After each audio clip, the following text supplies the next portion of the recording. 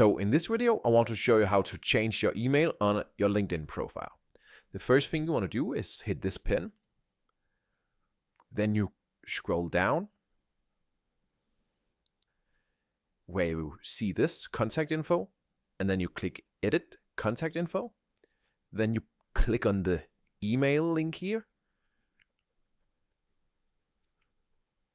Here you're able to add an email address. Click on add email address. Then you will get a pin either on your phone or to your email.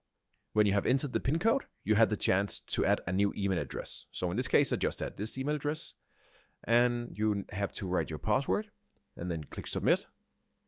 And after you added the secondary email, you will have to verify it. I just verified mine, and now I can make it my primary and remove the other one I have up here.